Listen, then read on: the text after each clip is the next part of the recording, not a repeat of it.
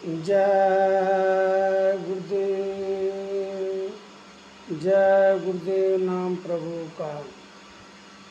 परम पूज्य स्वामी जी महाराज बाबा जय गुरुदेव मथुरा वाले के चरणों में कोट कोट प्रणाम। बाबा जय गुरुदेव जी महाराज ने सभी देशवासियों से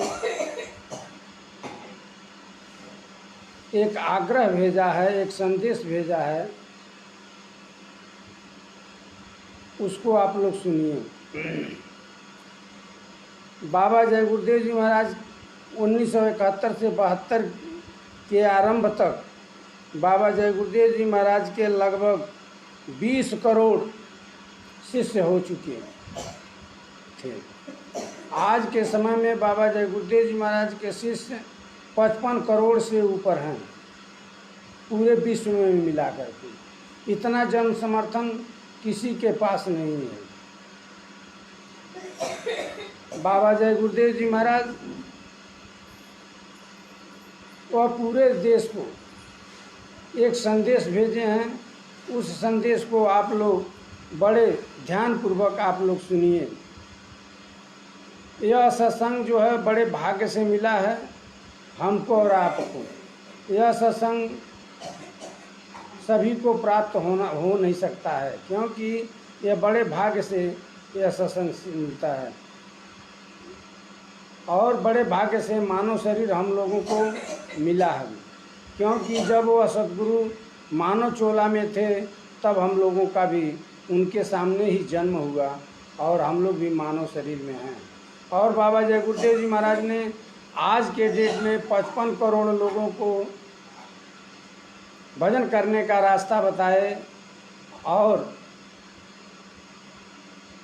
उन्होंने नाम दिया किस नाम से उस परमात्मा का सुमिरन भजन ध्यान होगा और किस नाम से इस जय गुरु जो है कि कलयुग में इस जीव का कल्याण होगा। यह बाबा जय गुरुदेव जी महाराज ने बताया। तो अब बाबा जय गुरुदेव जी महाराज अपने बच्चों को आगाह कर रहे हैं कि कलयुग में कलयुग जाएगा, कलयुग में सतयुग आएगा। और जो है कलयुग में ही सतयुग आएगा। जब कलयुग जाने लगेगा और सतयुग आएगा तो बहुत भारी नरसंहार होगा।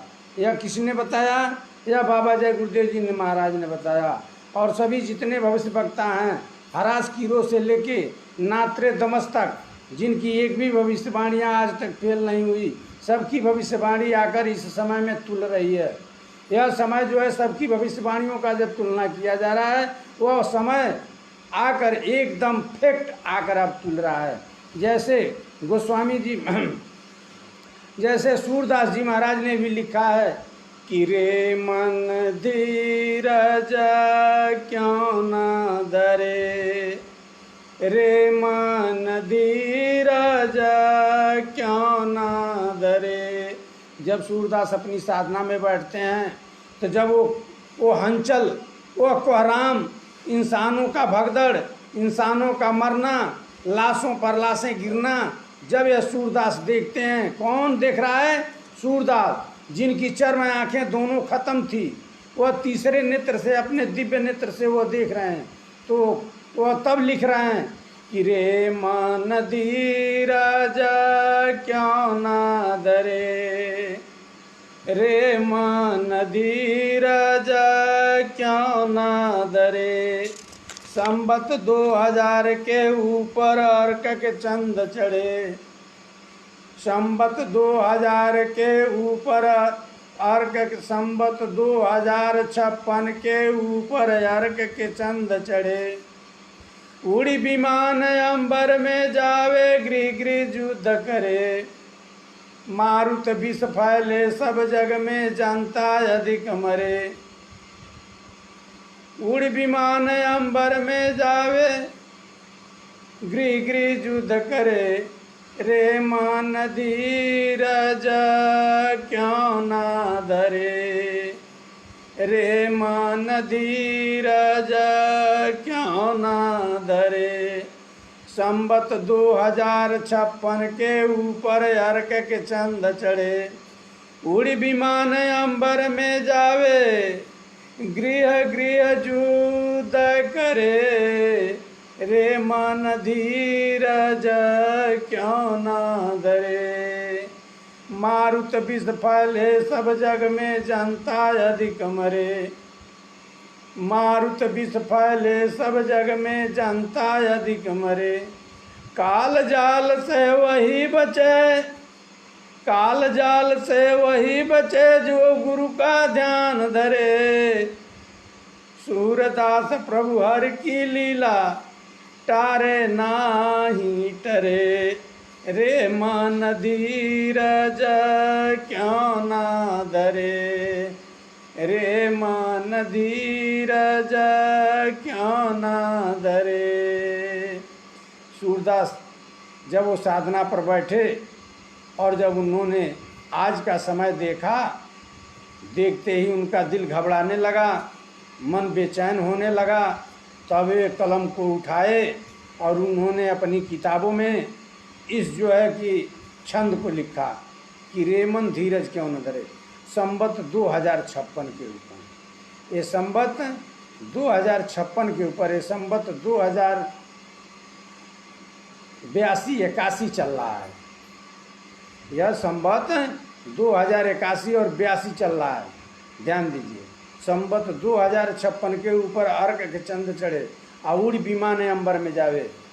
जो है विमान यानी हवाई जहाज उड़ेगा अंबर में, आकाश में, उड़ी विमान अंबर में जावे, गृह गृह युद्ध करे और घर घर युद्ध करेगा। आज पाकिस्तान में देखे हैं, भारत में जो पुलवामा में कांड हुआ, उस पुलवामा के कांड को,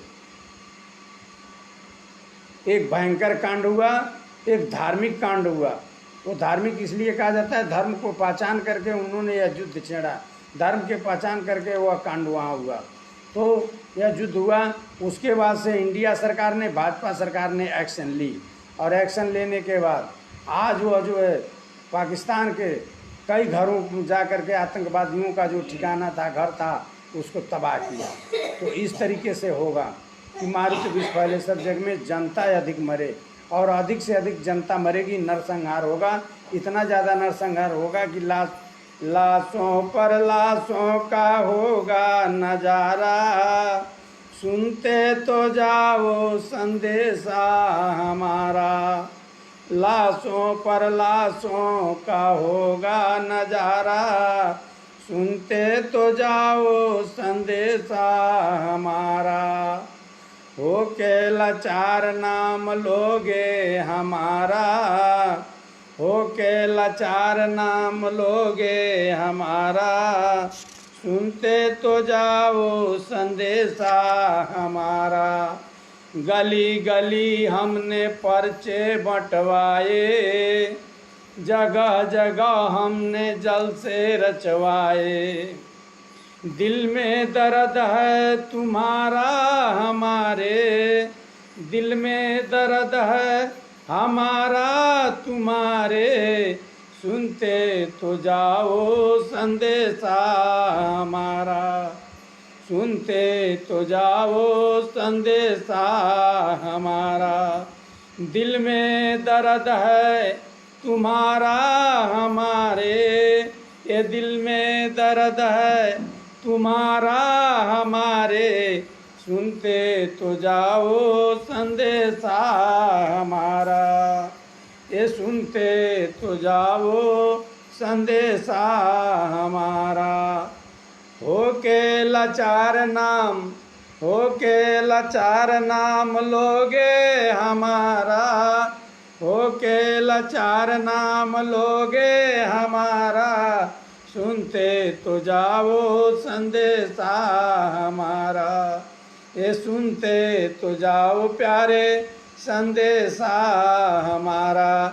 बाबा जी ने गली गली में, पेड़ों पेड़ों पर उन्होंने लिखवा दिया पर्चा और बैलेट पेपर बंटवा दिया। बाबा जी ने पर्चा बंटवाया, बैलेट पेपर बंटवा दिया और जन जन तक इस आवाज़ को पहुंचा दिया।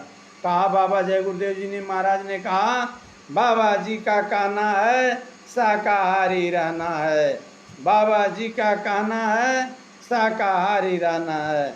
शाकाहारी वही बनेगा जो जीवों पर दया करेगा। हाथ जोड़कर विनय हमारी, शाकाहारी हो जा भाई। हाथ जोड़कर विनय हमारी, तजो नशा बनो शाकाहारी। बाबा जी ने पूरे विश्व को यह संदेश भिजवाया और कहा कि आगे बड़ी भारी मुसीबत आ रही है, उस मुसीबत से बचने का मात्र एक उपाय है। ऐ बच्चा, मेरी आवाज़ को तुम सुनते जाओ, जो मैं तुमको बता रहा हूँ वो समझते जाओ। ए बच्चा, जो मैं कह रहा हूँ उसको मान ले। ए बच्चा, वह मुसीबत को विश्व के किसी भी दौलत से, इस संसार की भौतिक सामानों से उस मुसीबत, उस समय को टाला नहीं जा सकता है। उस मुसीबत और वह जो है मुसीबत और वह समय कोई माई का लाल टाल नहीं सकता है। हमने तुमसे कहा था कि सबकी भविष्यवाणियाँ फेल कर दी जाएंगी, तो आज देख लो सबकी भविष्यवाणियाँ फेल हो चुकी हैं। अब वह काम होगा। सूरदास ने 2056 के ऊपर लिखा, आज 2080-82 हो रहा है। और नात्रे दमस ने 80 का लिखा, आज जो है कि सन 1925 चल रहा है। बाबा जय गुरुदेव जी महाराज ने कहा कि सबकी भविष्यवाणियाँ फेल कर दी जाएंगी। अभी मैं बच्चों को समझा रहा हूँ, जब मेरे बच्चे मान जाएंगे तो ठीक है, यदि नहीं मानेंगे तो वह तो काम होना ही है, वह काम होकर रहेगा। तो आज होगा लाशों पर लाशों का, लाशों पर लाशों का होगा नजारा, लाशों पर लाशों का होगा नजारा। सुनते तो जाओ संदेशा हमारा, ये लाशों पर लाशों का होगा नजारा। सुनते तो जाओ संदेशा हमारा। बाबा जी ने कहा ये लाशों पर लाशें बिछ जाएंगी, ऐसी ऐसी बीमारियां आएंगी जो 1 रुपये का दवा 100 रुपये में नहीं मिलेगा। डॉक्टर अपनी कुर्सी छोड़ भागेंगे, कौन दवा करेगा? जब डॉक्टर ही भागने लगेंगे, डॉक्टर का ही जीवन जब खतरा में पड़ जाएगा, तो हमको और आपको दवा कौन करेगा? बाबा जी ने कहा उससे, हर रोगों की एक दवाई, शाकाहारी हो जा भाई। हर रोगों की एक दवाई, शाकाहारी हो जा भाई। तन मन को करता कौन खराब, अंडा मछली मांस शराब। तन मन को कौन करता कौन खराब, अंडा मछली मांस शराब। ये अंडा मछली मांस और शराब को छोड़ दीजिए, शुद्ध शाकाहारी हो जाइए। बाबा जी ने हाथ जोड़ करके आप लोगों के सामने यह संदेशा भिजवाया है। आगे बड़ी मुसीबत आ रही है, बड़े बड़े जो ऐसे भूकंप आएंगे जो अमेरिका का भूकंप फेल कर जाएगा। जो अमेरिका में जो भूकंप आया था वह भूकंप फेल कर जाएगा। ऐसी ऐसी बीमारियां आएंगी, ऐसी ऐसी तबाहियां आएंगी। अभी आपने युद्ध देखा कहाँ? बाबा जय गुरुदेव जी महाराज बता रहे हैं कि अभी तुमने वह मुसीबत देखी कहाँ? ऐसी ऐसी मुसीबतें जो आ रही हैं कि उस मुसीबत को देख करके अपने आप लोग हार्ट अटैक होकर मरने लगेंगे। ऐसी ऐसी बीमारियां आएंगी जिनका नाम सुनते ही कितने लोगों का हार्ट अटैक हो जाएगा। ऐसे ऐसे लोग मरेंगे, कुछ सुनकर मरेंगे, कुछ बिना सुने मरेंगे, कुछ बीमारी से मरेंगे, कुछ देख कर मरेंगे। ऐसे जो है लाशों पर लाशें बिछ जाएंगी, कोई उठाने वाला नहीं मिलेगा। बाबा जी ने कहा कि अभी तुम जो है पश्चिमी देशों का युद्ध तुमने क्या देखा? अभी वह युद्ध घमासान जो युद्ध होगा, न बाप बेटा का होगा, न बेटा बाप का होगा। ऐसी ऐसी युद्ध होगा जिस युद्ध में जो है कि खूनों की नदियाँ बह जाएंगी।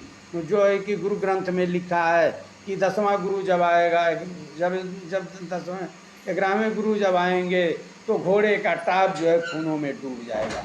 एक गुरु ग्रंथ में लिखे हैं, गुरु नानक, गुरु गोविंद सिंह गुरु नानक साहब ने लिखा है कि जब वह समय आएगा तो घोड़े का टाप खूनों में डूब जाएगा। आप समझ लीजिए कितना खून बहेगा। यह कोई आसान काम नहीं है। उससे बचने का बाबा जी ने कहा, यदि मेरी बात को मान लोगे तो तुम बच जाओगे, तुम शुद्ध शाकाहारी हो जाओ। जीवों पर दया करो, अपने ऊपर दया करो। अरे बच्चा, लेकिन महात्मा ने कहा मैं तुमको समझा रहा हूँ, लेकिन तुम मानोगे नहीं, तुम मानोगे नहीं। तो बाबा जी इस पर एक कहानी सुनाए, सुन लीजिए। एक जंगल में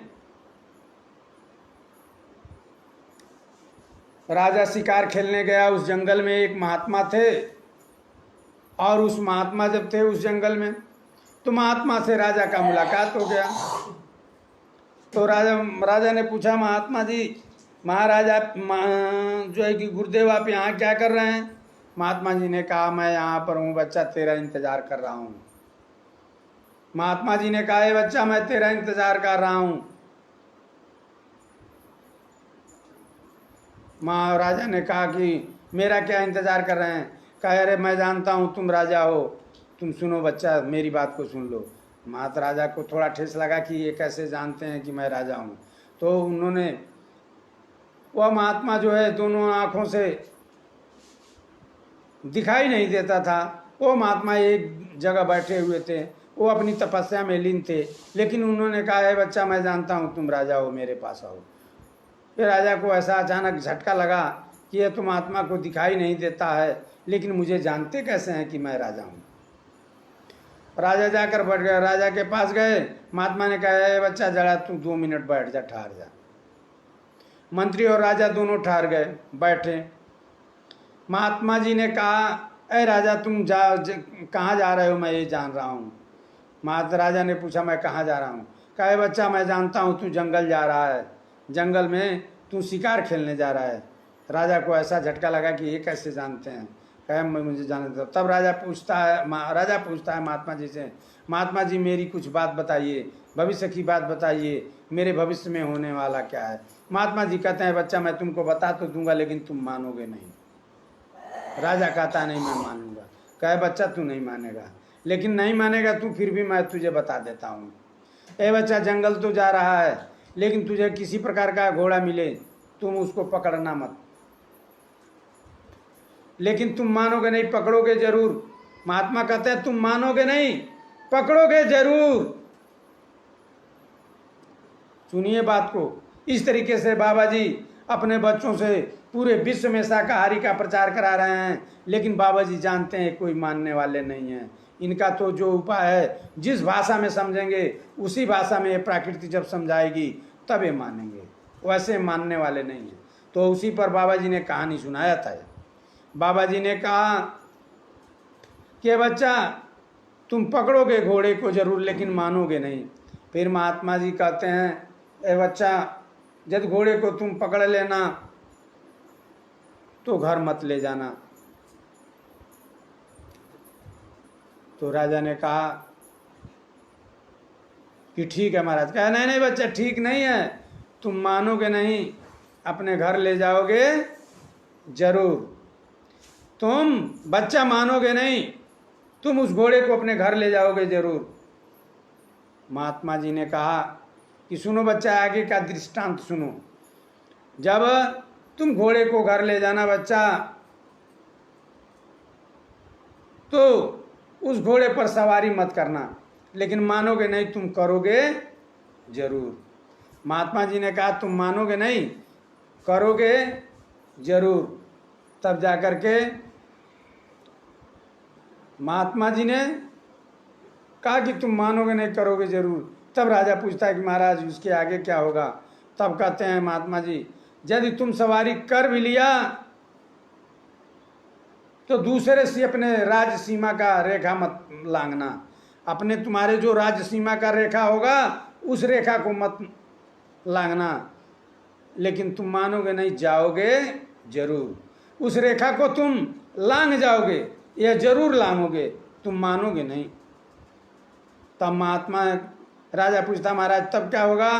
कहे कि जब लांघ जाना तो बच्चा किसी स्त्री से प्रेम मत करना, लेकिन मानोगे नहीं, करोगे जरूर। यदि प्रेम हो जाए तो शादी मत करना, लेकिन तुम मानोगे नहीं, करोगे जरूर। अरे बच्चा, यदि तुम नहीं मानोगे तो इसका परिणाम बहुत बुरा होगा। राजा ने कहा, महाराज मैं ऐसा ही करूँगा, महाराज गुरुदेव मैं ऐसा ही करूँगा। तब राजा वहाँ से शिकार खेलने गया। शिकार खेलते खेलते शिकार उसको कुछ नहीं मिला, लेकिन घोड़ा सामने आ गया भागते हुए। घोड़ा को जब बड़ी खूबसूरत था, मंत्री कहता है राजा ये घोड़ा देखिए कितना खूबसूरत है, इसको पकड़ लिया जाए। कहे राजा कहता है कि महात्मा जी ने मना किया है। कहता है मंत्री, कहे महाराज राजा ने तो पकड़ने के लिए थोड़ी मना किया है, उसको घर ले जाने के लिए मना किया है। पकड़ लिया जाए, घर नहीं ले चलेंगे।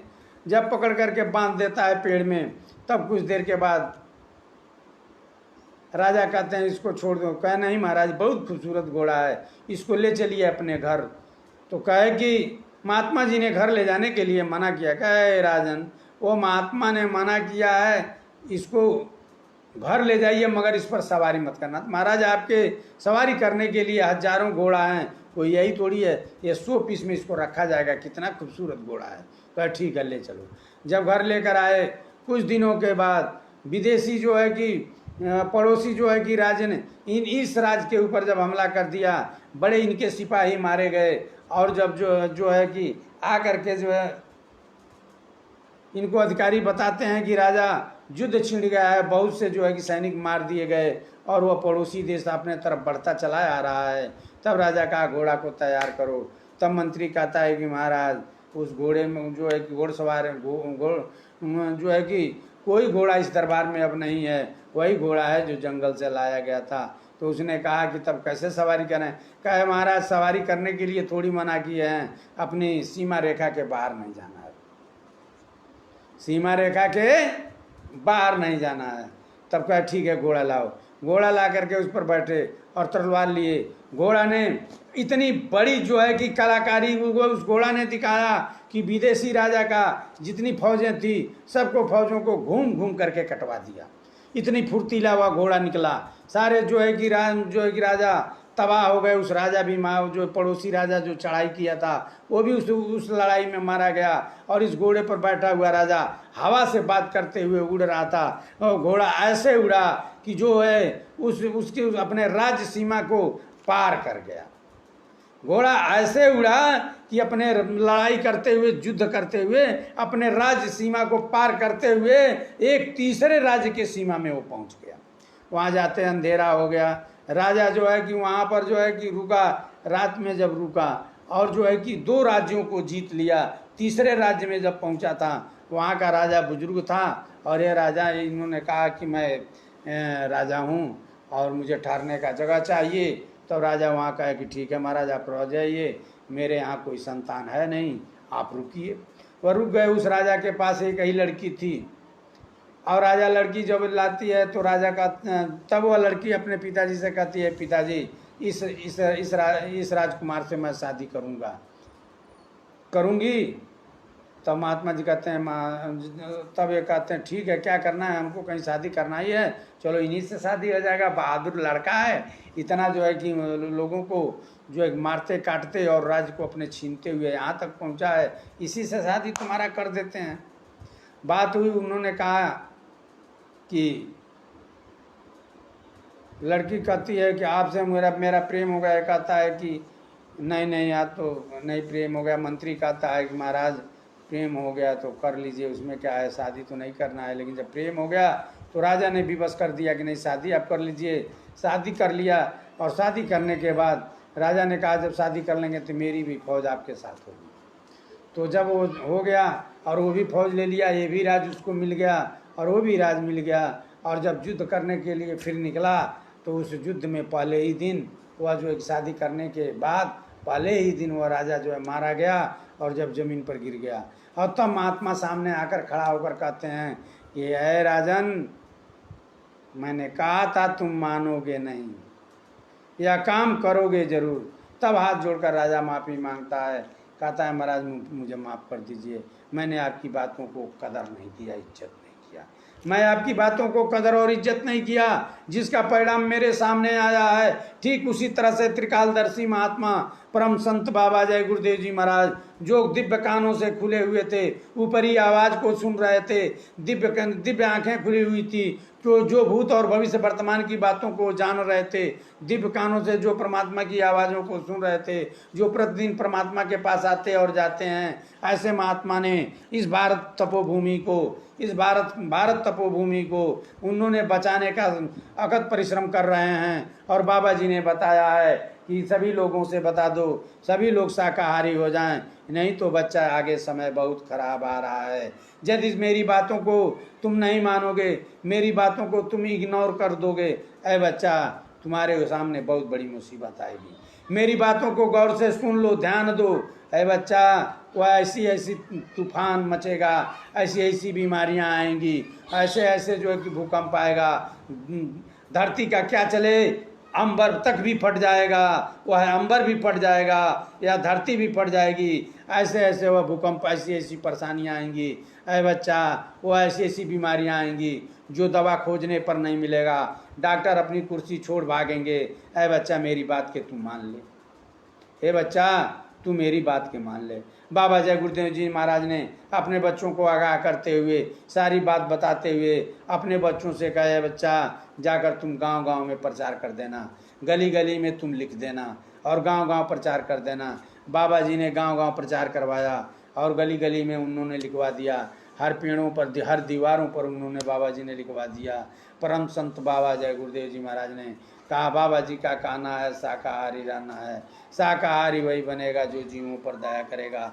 ऐ बच्चा बाबा जी ने इस तरीके से बताते हुए कहा, ऐ बच्चा ये सब चीज़ें कहाँ मिलता है।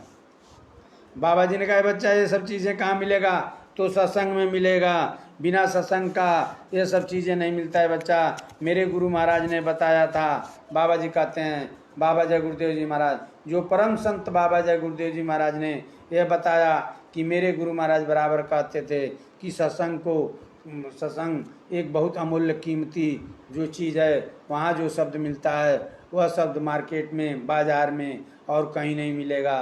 तुमको दुनिया की सारी दौलत दे दो तब भी वह संत के बराबर, जो सत्संग क्या समय जो होता है, जो सत्संग सुना जाता है, उस समय के बराबर इस दुनिया की कोई दौलत नहीं है।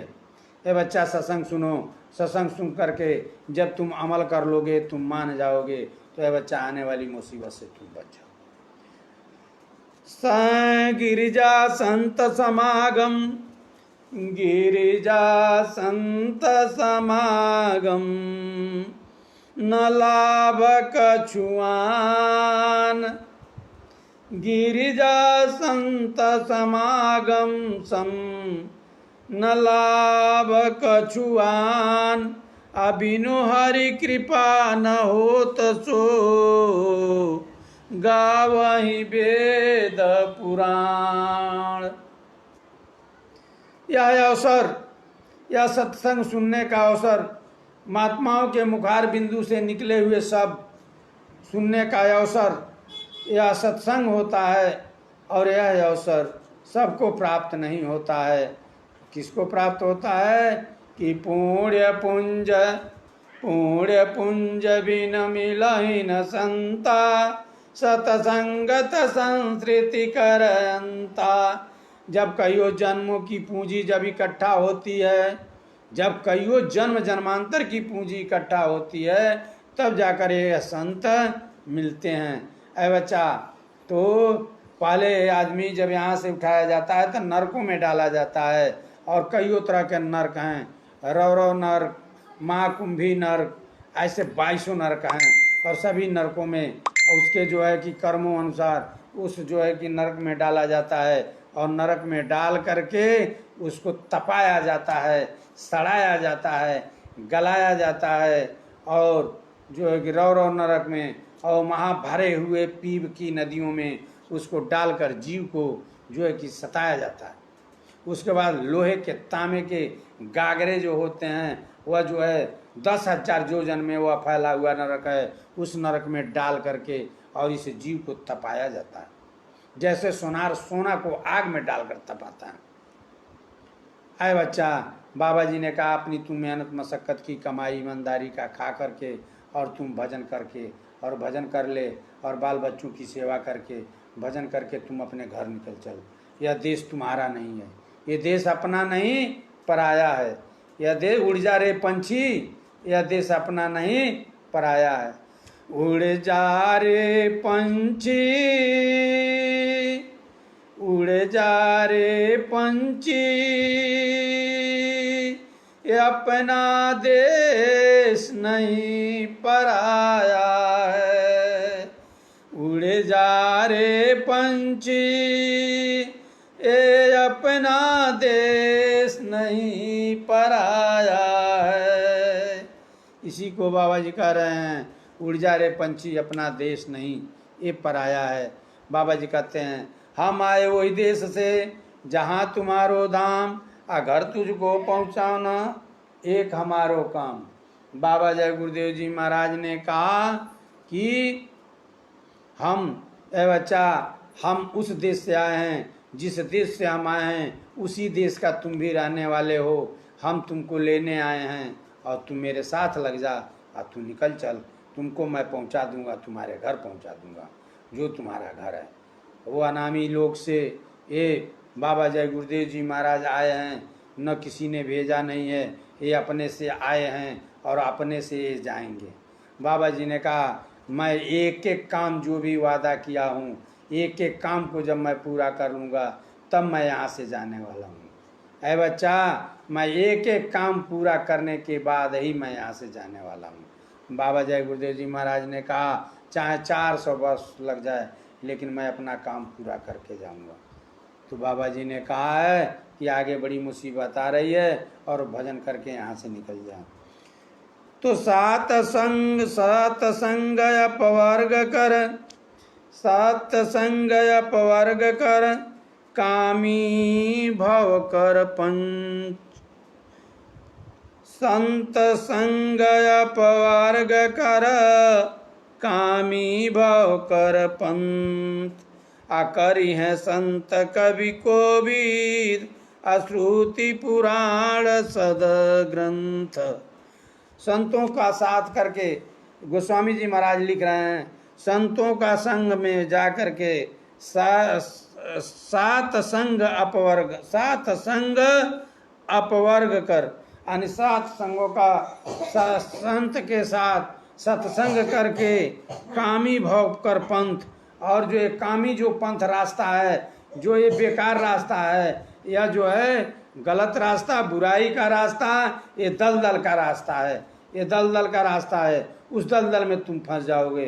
तो यह कह रहे हैं कि दलदल का रास्ता छोड़ करके और साधु संतों का संग उनका करके अपने बाल बच्चों की सेवा करके अपने घर निकल जा। करिए संत कवि कोविद, श्रुति पुराण सद ग्रंथ। कहते हैं कि यह वेद और पुराण भी यही बात कह रहा है, मैं कोई एक नई बात थोड़ी कह रहा हूँ। यह वेद पुराण श्रुत करिए संत कवि कोविद। और जो है यह परमात्मा भी कहता है कि सत्संग करके और भजन का रास्ता ले करके और भजन कर लेना चाहिए, ठीक ना।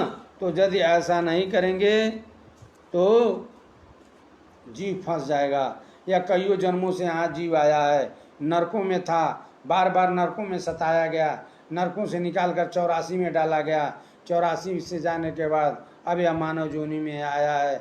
बड़े भाग्य से मानव जोनि मिला है। बड़े भाग्य मानुष तन पावा, सुर दुर्लभ सद ग्रंथ निगावा। ए नर तन सम कौनो नहीं देही, जीव चराचर याचत तेहि। कर्णधार सतगुरु सिर नावा, दुर्लभ काज सुलभ करि पावा। कर्णधार सतगुरु सिर नावा, दुर्लभ काज सुलभ करि का पावा। भगतिय तात अनुपम सुख मूला, मिलहि जो संत हो अनुकूला। कवचय भेद विप्र गुरु पूजा, कवचय भेद विप्र गुरु पूजा, यही सम विजय उपाय न दूजा। आइए, कहते हैं कि बड़े भाग्य से मानव शरीर मिला है। क्यों बड़े भाग्य से मिला है? कि इसी शरीर से परमात्मा को पाया जा सकता है, अन्यथा दूसरा कोई शरीर नहीं है। इसलिए इस शरीर को बचा के रखना है, इस शरीर को संयम करना है। जब ये शरीर बची रहेगी तभी आप उस परमात्मा का सुमिरन भजन ध्यान कर पाएंगे। या जब शरीर आपका नहीं रहेगा तो सुमिरन भजन ध्यान कहाँ करेंगे, कैसे करेंगे? बैल, ऊंट, घोड़ा में, हाथी में? बाबा जी ने केवल शाकाहारी होने के ही लिए नहीं आग्रह किया है, बाबा जी ने सदाचार अपनाने को भी कहा है। और सुमिरन भजन ध्यान संतों का तलाश करके उनके संग में जा करके और सुमिरन भजन ध्यान करने की जरूरत है। बाबा जय गुरुदेव जी महाराज ने कहा, बाबा जय गुरुदेव जी महाराज हमको और आपको उस बुराई से निकालकर अच्छाई के रास्ते पर लगाना चाहते हैं। क्या वो आपसे पैसा थोड़ी मांग रहे हैं? उनको पैसा की ज़रूरत नहीं है, उनको ज़रूरत हमको और आपकी है। आप जो है और अपने मेहनत और ईमानदारी की मशक्क़त की कमाई करके अपने खाएं और बाल बच्चों की भी खिलावें और सेवा सत्कार करके अपने घर वह निकल चलें भजन करके। बाबा जी यही तो बता रहे हैं। तो आइए, और बाबा जी कह रहे हैं, देखिए उसके बाद गोस्वामी जी महाराज कह रहे हैं कि इस नैया का खेवैया कर्णधार सतगुरु सिरनावा। इस नैया का खेवैया कौन है? काली माई, जखनी माई, बरम बाबा, दीवार बाबा, छठी माई नहीं। इस नैया का खेवैया, इस कर्णधार, इस मानव शरीर साधन धाम, साधन धाम मोक्ष कर द्वारा, जे न पाही पर लोक संवारा। यह साधन धाम, यह शरीर साधन है। आनी साधन किसे कहते हैं? साधन उसे कहते हैं जो मेरे काम में वो सहयोग करे, साधन उसको कहते हैं। साधन उसे कहते हैं जैसे नाव है, इस घाट से उस घाट पहुंचा देती है। गाड़ी है जैसे इस देवरिया से गोरखपुर पहुंचा देती है, गोरखपुर से लखनऊ पहुंचा देती है। ट्रेन है जैसे गोरखपुर से दिल्ली पहुंचा देगी, बॉम्बे पहुंचा देगी। तो वो उसको साधन कहते हैं, उसको साधन कहते हैं। तो अंदर जो जीवात्मा बैठा है इस शरीर में, वह ड्राइवर और यह शरीर वह साधन है। उसी को लिख रहे हैं साधन धाम मोक्ष कर द्वारा, अजय न पाई परलोक संवारा। तो उसको फिर लिख रहे हैं कर्णधार सतगुरु सिरनावा, दुर्लभ काज सुलभ करके। कर्णधार, कर्णधार माने खेने वाला नैया को। तो जो यह साधन धाम यह शरीर है, इस जो है कि नाव को अंदर जो जीवात्मा बैठा है, इस नाव को खेने वाला खेवैया कौन है? तो सतगुरु है। तो सतगुरु का तलाश हमको कर लेना चाहिए। ये कौन कर रहे हैं? गोस्वामी जी महाराज। सतगुरु का तलाश कर लेंगे और सतगुरु जब आप पर खुश हो जाएंगे, भजन करने का रास्ता दे देंगे और जो नाम देंगे उस नाम पर विश्वास करके सुमिरन भजन ध्यान करेंगे, हर काम पूरा होगा। लोक भी बनेगा और परलोक भी बनेगा। आपका यह लोक भी बनेगा और उस परलोक भी बनेगा, अन्यथा दूसरा कोई उपाय नहीं है। चारों धाम घूमकर पैसा फूंक कर घर आकर तीर्थों का धूल फाँक करके और हाँफते हुए कहिए कि परमात्मा नहीं मिला, परमात्मा नहीं मिला। परमात्मा कहाँ मिलेगा? होम इन द गाड़ी opening the guard see for see. Home in the body opening the guard see for see. यानी वह जो है कि परमात्मा इस मानव शरीर में आपको मिलेगा, इस मानव शरीर के बाहर कहीं नहीं मिलेगा। कहीं ढूंढ लीजिए, वह परमात्मा इस मानव शरीर जो आपको मिला है इसके बाद कहीं नहीं मिलेगा। जब आप गुरु से नाम लेकर के, भजन का रास्ता लेकर के जब आप साधना पर बैठेंगे तो नासिका के अग्रभाग में, बाहों के ऊपर, जहाँ चंदन मर्द लगाते हैं, जहाँ औरतें टिकुली साटती हैं, जब वहाँ पर मन चित्त बुद्धि को एकाग्र करके जब आप एकांत में बैठेंगे और जब बैठेंगे तो आपका ध्यान लगेगा, जब वह काला तिल आपको मिलेगा या सफ़ेद प्रकाश मिलेगा, उसमें जब टिकेंगे तब वह जो है कि आवाज़ आएगी और प्रकाश आएगा। प्रकाश आपको दिखाने का काम करेगा, आवाज़ आपको पहुंचाने का काम करेगा। इसी को कहते हैं कर्णधार। कर्णधार कौन है? वह परमात्मा है, शब्द ही परमात्मा है। और शब्द जो है भक्तों के बस में होकर के साकार रूप धारण कर लेता है। वही शब्द परमात्मा शब्दों के प्रेम में, शब्दों के पुकारने पर वह परमात्मा वह साकार रूप धारण कर लेता है।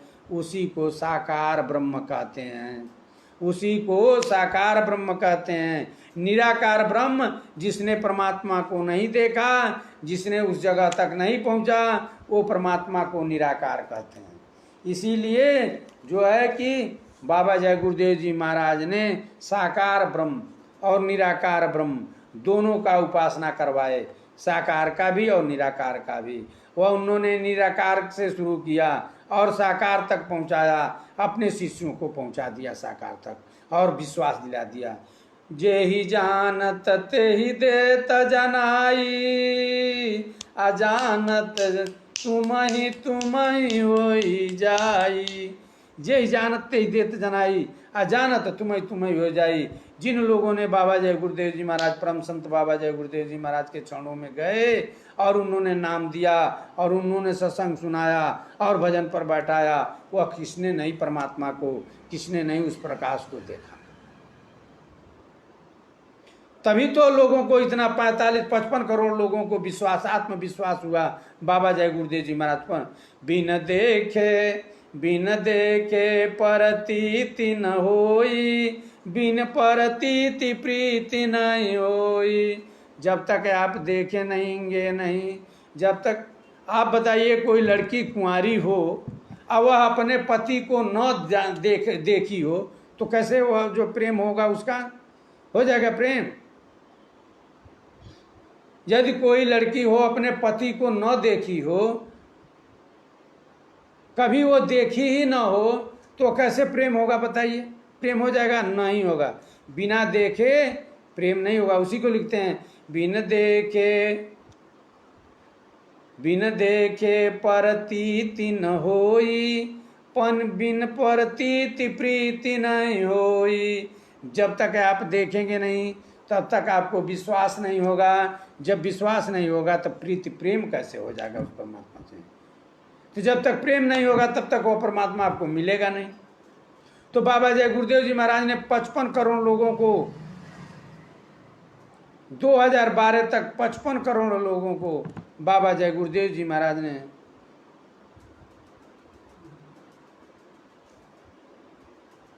इस लाइन पर लाकर शिष्य बनाया था और भजन करने का रास्ता बताया था इतने लोगों को। बाबा जय गुरुदेव जी महाराज परम संत,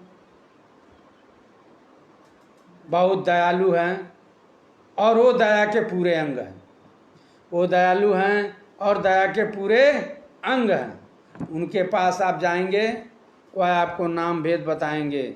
वह जो है कि उस नाम का जो है कि युक्ति बताएंगे, उस नाम की कैसे कमाई की जाती है वो बताएंगे। इसी को सत्संग कहते हैं। बिन सत्संग विवेक न होई, राम कृपा बिन सुलभ न सोई। तो संतों का आप तलाश कर लीजिए, जहाँ भी आपको संत मिल जाएं, उन संतों का, पूरे संतों का तलाश करके और उनसे भजन करने का रास्ता लेकर भजन करके आप अपना काम बना लीजिए। यही तो कहते हैं, दूसरा क्या। तो जो है कि इस नैया के खवैया कौन है? अभी तो हमने आप लोगों को बताया। बोलिए आप लोग, इस नैया के खवैया कौन है? कर्णधार कौन है? सतगुरु है, बाकी कोई नहीं आएगा। उसके बाद कहते हैं बिनु सतसंग न हरि कथा, ते बिनु मोहन भंग। बिनु सतसंग न हरि कथा, अते बिनु मोहन भंग। जब तक उस परमात्मा की कथा सत्संग नहीं सुनेंगे तब तक मोह भंग दूर होने वाला नहीं है। अमोह गए बिनु राम पद होई न दृढ़ अनुराग। तात स्वर्ग अपवर्ग सुख, तात स्वर्ग अपवर्ग सुख धारिय तुलाई कयंग। अतुलेन ताहि सकल मिली जो सुख लो सतसंग। ये गोस्वामी जी महाराज लिख रहे हैं, तात स्वर्ग अपवर सुख धैर्य तुलाई कयंग। अतुलेन ताहि सकल मिली जो सुख लो सत्संग। यानी एक क्षण का जो सत्संग का जो लाभ मिलता है, पूरे दुनिया की सारी दौलत एक पलड़े पर रख दिया जाए, दुनिया सारे विश्व का सारा धन एक पलड़े पर रख दिया जाए, तब भी वह जो है सत्संग का जो लाभ मिलता है वह भारी पड़ेगा। यह मैं नहीं कह रहा हूँ, ये गोस्वामी जी महाराज कह रहे हैं। यह अकाट्य है, ये पत्थर की लकीर है। चाहे आसमान सूरज पर चला जाए, चाहे जमीन सूरज पर चला जाए, चाहे सूरज जमीन पर आ जाए, यह हो संभव है। चाहे सूरज पूरब से पश्चिम निकले और चाहे पश्चिम से पूरब निकले, लेकिन यह संभव है। लेकिन बिना सत्संग का, सत्संग का एक क्षण की जो कीमत है वो अमोल है, उसकी कीमत कोई दे नहीं सकता है।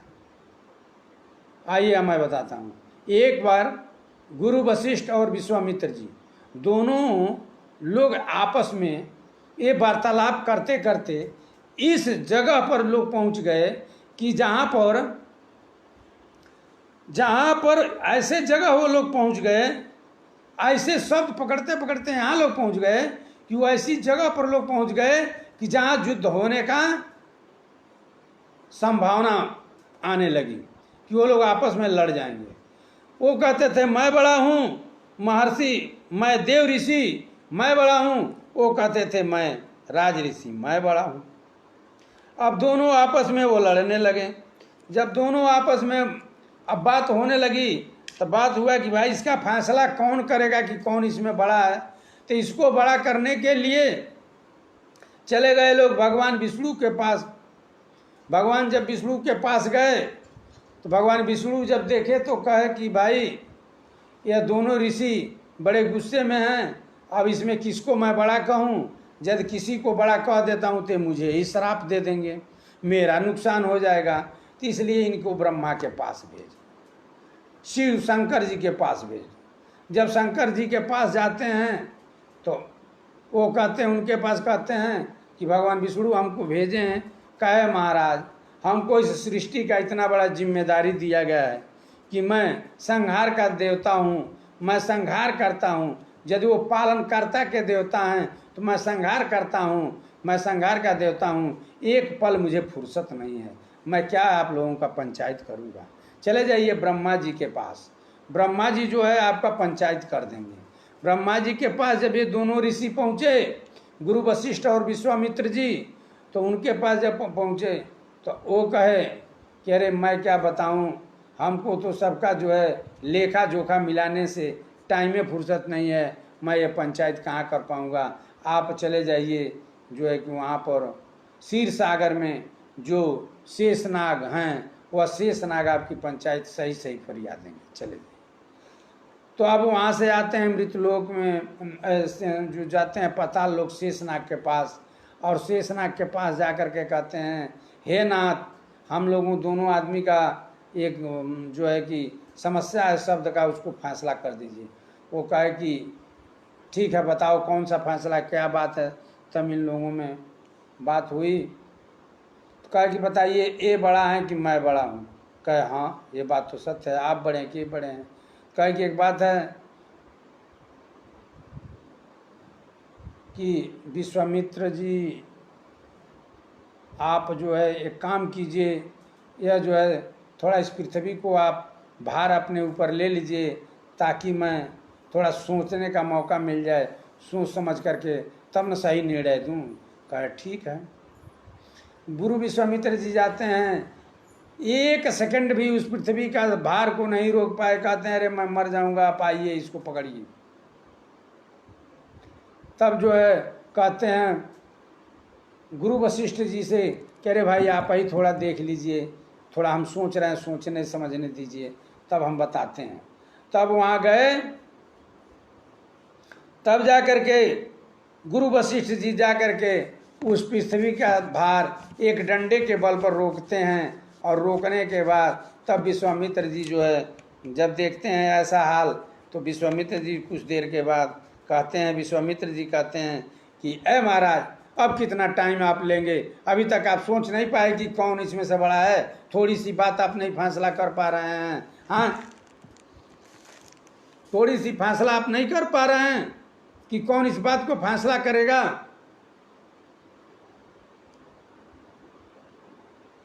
तब जो है कि शेषनाग कहते हैं कि अभी आपको नहीं पता लगा कि कौन बड़ा है कौन छोटा है, पंचायत तो हो चुकी, कौन बड़ा है और कौन छोटा है, अब क्या पंचायत करना है। कहते मैं समझ नहीं पाया। कहे देखिए यह बुजुर्ग हैं गुरु वशिष्ठ जी महाराज, आप नौजवान हैं, लेकिन आपको पृथ्वी का भार एक सेकंड नहीं रोके, और ये कब से रोके हुए हैं, ये तो नहीं कि एक बार कह रहे हैं कि यह जो है कि हमको ये भीड़ पड़ रही है आइए आप रोकिए, वो तो नहीं बोल रहे हैं, आप चिल्ला रहे हैं। तो आप ही खुद जान लीजिए कौन बड़ा है कौन छोटा है, हमको कहने की क्या आवश्यकता है। तब जाकर विश्वामित्र जी गुरु वशिष्ठ के पैरों पर गिरकर माफी मांगते हैं और कहते हैं महाराज आप बताइए यह काम संभव कैसे हुआ, आप बताइए महाराज यह काम संभव कैसे हुआ। तो लिखते हैं कवचाय भेद विप्र गुरु पूजा, कवचाय भेद विप्र गुरु पूजा, यही सम विजय उपायन दूजा, बिनसत संगन हरि कथा, ते बिनु मोहन भंग, मोह गए बिनु संग पद होय, न दृढ़ अनुराग, अतात स्वर्ग अपवर्ग सुख, धरिये तुलाई कयंग, अतुलन ताहि सकल मिली, जो सुख लो सतसंग। लिखते हैं तात स्वर्ग अपवर्ग सुख, धरिये तुलाई कयंग, धरिये तुलाई कलंग, तुले न ताहि सकल मिली, यानी सकल यानी पूरे संसार की सारी दौलत एक पलड़े पर रख दिया जाए, तभी एक क्षण का जो सत्संग होता है उस सत्संग का लाभ के बराबर दुनिया की कोई भी दौलत नहीं होगी। तो सबसे पहले हमको क्या करना चाहिए, सत्संग। यदि सत्संग हम नहीं करेंगे तो हमको संत नहीं मिलेंगे, और संत नहीं मिलेंगे तो हमको भजन करने का रास्ता नहीं मिलेगा। जब भजन करने का रास्ता नहीं मिलेगा तो मेरा काम यह जो है कि जीवन या मानव जीवन ही व्यर्थ चला जाएगा। यह जो आपका मानव जीवन है यह व्यर्थ चला जाएगा, आप अपनी जिंदगी से हार जाएंगे। लास्ट में आते आते आप अपने जीवन से हार कर यहां से जाएंगे। यहाँ इस जीवन में आप जीत नहीं पाएंगे। यदि इस जीवन को आप जीतना चाहते हैं तो सत्संग नित्य सुनिए, और जो है कि संतों का तलाश करके और उनसे आप भजन करने का रास्ता ले करके और उनसे माफ़ी और क्षमा याचना मांग करके और सुमिरन भजन करके और अपने घर को निकल चलिए। प्योर सत्संग मैं आपको सुना रहा हूँ, एक भी बात इधर उधर की नहीं है। और यही सत्संग सुनना आगे आने वाली मुसीबत से भी बचाएगा। अरे मेरे भाइयों और बंधुओं, यह पूरे संसार की दौलत एक तरफ रख दिया जाए तब भी जो है सत्संग का एक क्षण का जो लाभ मिलता है यह भारी पड़ेगा। और कोई काम असंभव से असंभव काम जो होता है सदगुरु कर दिखाते हैं। वह त्रिकालदर्शी होते हैं, आत्मदर्शी होते हैं, सूक्ष्मदर्शी होते हैं। वह जो है कि सदगुरु मिलेंगे कहाँ, आखिर में सदगुरु कहाँ मिलेंगे। तो मिलने का एक ही उपाय है कि आप प्रतिदिन सत्संग सुनिए और बाल बच्चों की सेवा कीजिए और मेहनत और ईमानदारी से कमाइए और खिलाइए। सत्य जो है स्वर्ग की पहली सीढ़ी है और धर्म की पहली सीढ़ी सत्य है। धर्म की पहली सीढ़ी कौन है? सत्य है। सत्य ईमानदारी से रहिए। सत्य नाम एक परमात्मा का भी है, आप समझ लीजिए। आप सत्य से रहिए और सतनाम बोलिए। सतनाम साहेब गुरु बोलिए, वाहे गुरु खालसा बोलिए। सतनाम साहेब। तो आप जो है सत्संग को सुनिए और जो है कि इस रास्ते पर चलिए। मेहनत और ईमानदारी की कमाई अपने बाल बच्चों की सेवा में लगाइए, खिलाइए और उसी में भजन समय निकाल करके सुमिरन भजन ध्यान हो जाएगा। कब? जब संत मिलेंगे तब। तो जब अपनी मेहनत और मशक्क़त की कमाई, ईमानदारी की कमाई, भूखे दुखे का सेवा सत्कार करेंगे और जो है कि सहयोग करेंगे, प्रेम की बोली का भी जो सहयोग करेंगे, किसी को प्रेम से बोलना। नहीं आपके पास कुछ है, अन्न पानी आपके पास धन दौलत जब नहीं है तो प्रेम मुंह में बोली प्रेम तो है ना, मुंह से प्रेम आपको दे सकते हैं ना। या तो बिना पैसे की चीज़ है या तो परमात्मा ने दिया है, इसका पैसा परमात्मा लिया है। इतना बड़ी शरीर जो आपको दिया है परमात्मा ने, इस परमात्मा का कभी कीमत वो परमात्मा ने मांगा है आपसे? यदि एक मकान किसी मकान मालिक से आप एक कमरा ले लेते हैं तो मकान मालिक महीने दिन पर आपसे किराया मांगेगा, वो महीने दिन पर आपसे किराया मांगेगा। जब नहीं किराया देंगे तो बिना डेट का वो अपने मकान से खाली करा के आपको बाहर कर देगा। लेकिन वह अजीवो परमात्मा, वह सदगुरु ने यह मानव शरीर, ये इतनी बड़ी आपका जो है कि दिया है शरीर, और इसमें बैठ करके आप उसका काम नहीं करते हैं, या जो है आप माया का काम में फंसे हुए हैं। आप वह परमात्मा आपसे किराया लेता है? वह परमात्मा आपसे किराया लेता है? नहीं लेता है। वह परमात्मा आपसे किराया नहीं लेता है। वह परमात्मा से आपको छूट दिया है कि ये तुम भी मेरे बच्चे हो, तुम भी मेरे अंश हो। ईश्वर अंश जीव अविनाशी चेतन अमल सहज सुख राशि। ईश्वर जीवात्मा उस ईश्वर का अंश है। तो वो कह रहे हैं कि ये भी जीवात्मा मेरी अंश है, इससे किराया क्या लेना है, तुम अपना काम करके मेरे घर चले आओ, अपने घर चले जाओ।